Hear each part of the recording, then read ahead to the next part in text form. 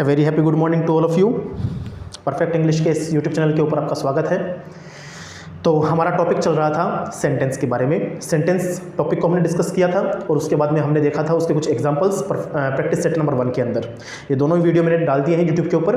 अगर आपने अब तक नहीं देखा है तो प्लीज़ मैं कोशिश आपसे यही करूं कि आप उसको देख के आए, उसके बाद में प्रैक्टिस सेट नंबर 2 के ऊपर को चले। ठीक है, आज प्रैक्टिस सेट नंबर 2 के ऊपर हम लोग क्या करने वाले हैं, कुछ 10 एग्जांपल्स लेंगे और उसके बाद में उसको आइडेंटिफाई करने की कोशिश करेंगे कि कौन सा सेंटेंस कौन सी कैटेगरी से बिलोंग करता है। Okay, so without wasting further time let's come to the point.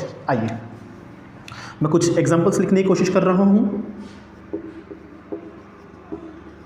आप चाहे तो वीडियो को पॉज करके देख सकते हैं, आप चाहे तो वीडियो को साथ साथ में सॉल्व कर सकते हैं। ठीक है, प्रैक्टिस सेट नंबर 2 रहेगा। टॉपिक अपने पास में सेंटेंस सेट। सेंटेंस की सारी थ्योरी जो है मैंने फर्स्ट वीडियो के अंदर कंप्लीट करके बता दी है आपको। आपके पास वीडियो रखा हुआ है, आप जब भी आपको मौका लगे आप तुरंत जाके, जैसे आपके पास टाइम हो, आप टॉपिक को देखें और उसके बाद में इसके प्रैक्टिस सेट लगाएं। प्रैक्टिस सेट नंबर 1 भी मैंने अपलोड कर दिया है वीडियो आपके यूट्यूब चैनल के ऊपर। कोशिश करें उसको देखने की, ठीक है, और उसको समझने की। इससे बाहर कुछ नहीं आएगा। इसी तरीके से हमारे को एग्जाम्पल्स करने पड़ेंगे। ठीक है, मैं कुछ एग्जाम्पल्स लिख रहा हूँ और उसके बाद में इसको सॉल्व करना शुरू करेंगे। देखिएगा जरा ध्यान से, मैं लिखना शुरू कर रहा हूं।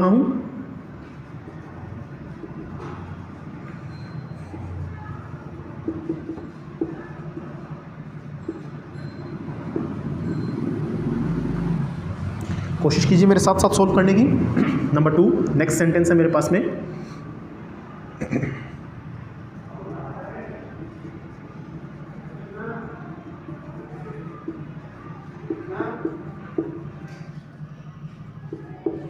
सेकेंड सेंटेंस है, साथ साथ में सोल्व करने की कोशिश कीजिए। Third one,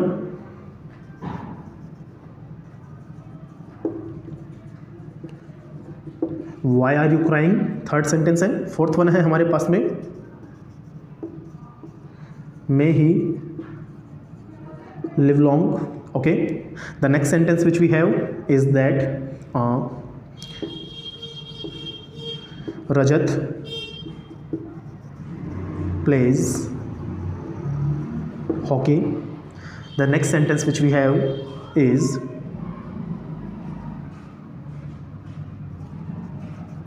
do not worry, let her do work. Let her do work. The next one is, the next sentence for you is my name is Rahul, and the second last sentence for you is try to solve all these sentences on your own basis. Okay, first कोशिश करो अपने level के ऊपर, कोशिश करो इनको समझने की, सॉल्व करने की, और अगर नहीं आएगा तो मैं आपको समझा दूंगा। ठीक है, चलिए आगे देखिए। आगे लिखा हुआ है अपने पास में 8 सेंटेंस हो गए ना, 2 और लिख देता हूँ मैं फटाफट से प्रैक्टिस सेट नंबर 2 के अंदर। एक सेंटेंस आप ये लिख सकते हैं कि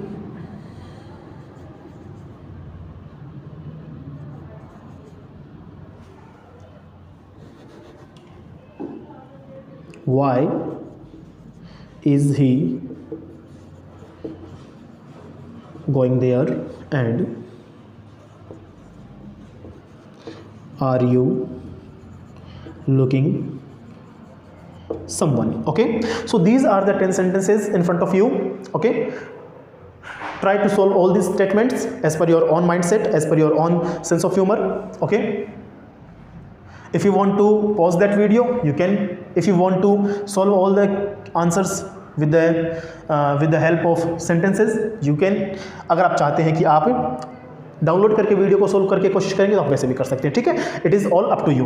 आइए मैं आपको बताता हूँ फटाफट से कैसे सोल्व करते हैं, बिकॉज हमारे को छोटे छोटे प्रैक्टिस सेट लगाने हैं। अपने को बड़े बड़े वीडियोस नहीं चाहिए, 1-1 घंटे का वीडियो, 1.5 घंटे का वीडियो जिसमें सिर्फ 10 सेंटेंस सोल्व हो, उसके अंदर कंसेप्ट्स बता दिया जाए एक साथ में, तो वो चीज़ें हमारे को नहीं चाहिए। हमें छोटे छोटे वीडियोज़ चाहिए ताकि जिसके ऊपर टू द पॉइंट हम लोग बात कर सकें। ठीक है, आइए देखिए।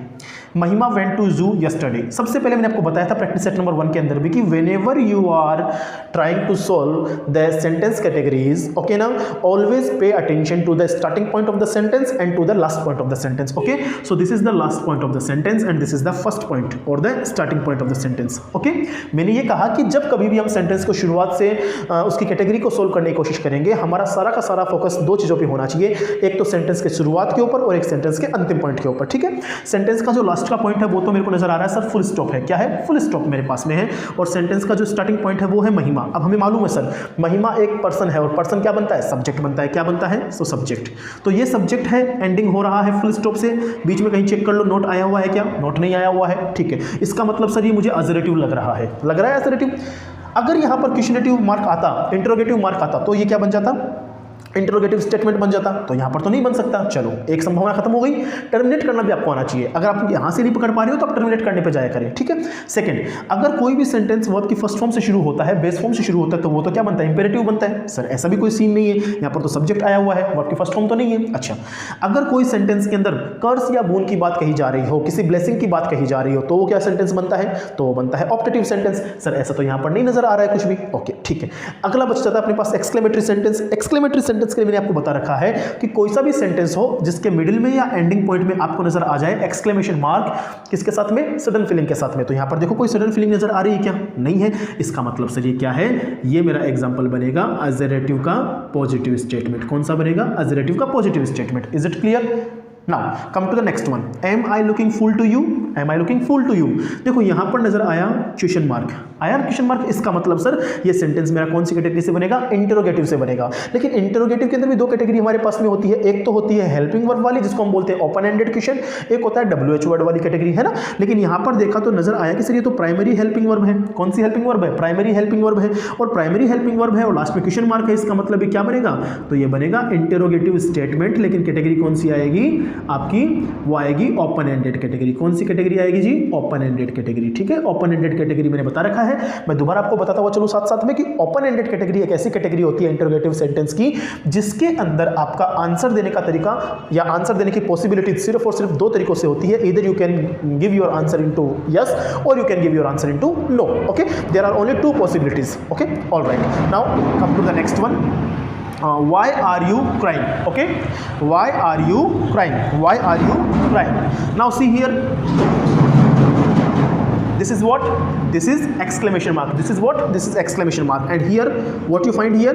Here sir we find WH word. Okay na? So this is again the example of what? Interrogative sentence. This is the example of what? Interrogative sentence. But this time इसका पैटर्न चेंज हो जाएगा. Pattern कौन सा बन जाएगा? यहाँ पर तो ओपन एंडेड था जहाँ पर प्राइमरी हेल्पिंग वर्ब आ रही थी. यहाँ पर ये प्राइमरी हेल्पिंग वर्ब से शुरू नहीं हुआ, ये तो WH वर्ड से शुरू हुआ है.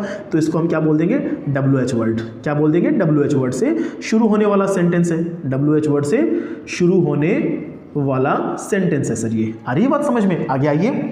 मे ही लिव लॉन्ग. अब यहां पर देखो may he live long. Okay, may he live long आया है यहां पे.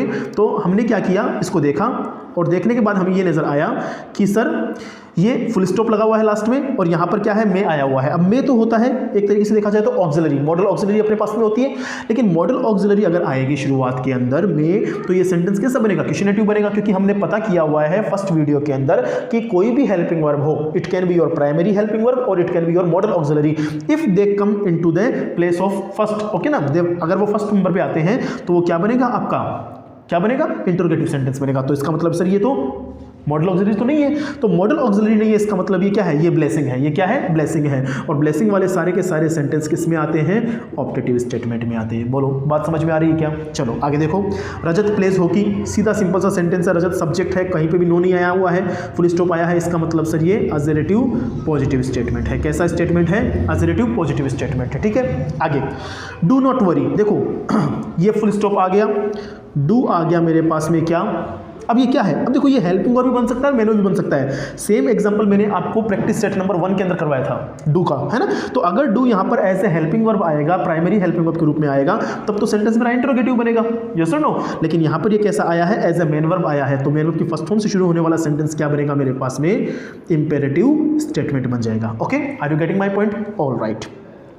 Late her do work. देखो यहाँ पर क्या हो रहा है, यहाँ पर सेंटेंस शुरू हो रहा है लेट से, और आपको पता है कि सर लेट से शुरू होने वाला जो सेंटेंस होता है, चाहे तो आपका लेट हो चाहे वो आपका लेट्स हो, है ना, वो सारे के सारे सेंटेंस किस में चले जाते हैं, तो वो सारे के सारे सेंटेंसमेंट किसका पार्ट होते हैं, इंपेरेटिव स्टेटमेंट्स का पार्ट होते हैं। Okay, now come to the next one, my name is Rahul. Again this is the subject, this is what, this is the subject ना, and this is predicate. Okay, यहाँ पर देखो ये फुल स्टॉप आ रहा है, कहीं पर भी नोट और नो नहीं है, इंटरोगेटिव होता तो क्वेश्चन मार्क आता वो भी नहीं है, एक्सक्लेमेटरी होता तो एक्सक्लेमेशन मार्क आता वो भी नहीं है, कर्स और बून भी नहीं है, इसका मतलब सिंपल सेंटेंस है। सिंपल सेंटेंस होगा तो किस में चला जाएगा, अजेरेटिव पॉजिटिव स्टेटमेंट में चला जाएगा। बताओ बात समझ में आ रही है ना।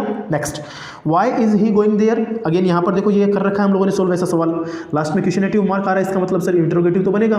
कैसा बनेगा, इंटरोगेटिव तो बनेगा, लेकिन कौन सा बनेगा, इंटरोगेटिव भी दो होते हैं, एक तो ओपन एंडेड होता है और एक WH वर्ड होता है, तो साफ साफ नजर आ रहा है वाई WH वर्ड है ना, तो हम यहाँ पे बोल देंगे this is the WH word meaning sentence. Okay, alright. Next last point देखो, are you looking someone, are you looking someone, हमें इसकी मीनिंग से कोई मतलब नहीं है। ओके ना, हमें इसकी मीनिंग से कोई मतलब नहीं है, क्या लिखा हुआ है कोई मतलब नहीं है, हम सोल्व कर रहे हैं सेंटेंस को। तो सेंटेंस की क्लासिफिकेशन के टाइम पर हमारा सिर्फ और सिर्फ फोकस किस पे होना चाहिए, दो चीजों पे होना चाहिए, एक तो starting point of the sentence और एक आपका ending point of the sentence. Ending point of the sentence क्या नजर आ रहा है मेरे को, इंटरोगेटिव सेंटेंस का नजर आ रहा है, यस और no, because this is what, this is what, this is question mark. Okay, and यहाँ पर देखो ये क्या है, आर, तो ये सर हमारे पास प्राइमरी हेल्पिंग वर्ब है, हेल्पिंग वर्ब है कि नहीं, आर आपके पास में है ना, हाँ, तो प्राइमरी हेल्पिंग वर्ब हो गई, इसका मतलब मैं क्या बोल सकता हूँ इसको, ये कौन सा कैटेगरी का हो जाएगा, तो ये आपके पास हो जाएगा ओपन एंडेड कैटेगरी का।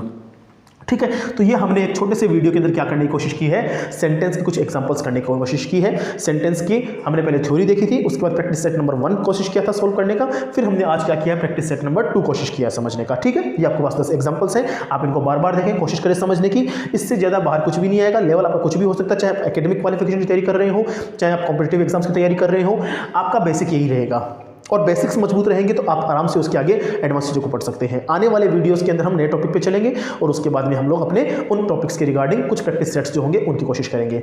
कुछ समय बाद में मैं आपको एग्जाम्स के अंदर आई हुई जो बोर्ड एग्जाम्स होती है, जो CBSE एग्जाम्स होती हैं, है ना, उनके अंदर आए हुए एग्जाम्पल्स भी आपको करवाने की कोशिश करूंगा, सो दैट आपको मालूम चले कि क्या लेवल रहता है, कौन से लेवल की क्लासिफिकेशन के अंदर, कौन से लेवल की क्लास के अंदर क्या लेवल रहता है, वो भी आपको मालूम हो जाएगा। But till then enjoy yourself and thank you so much.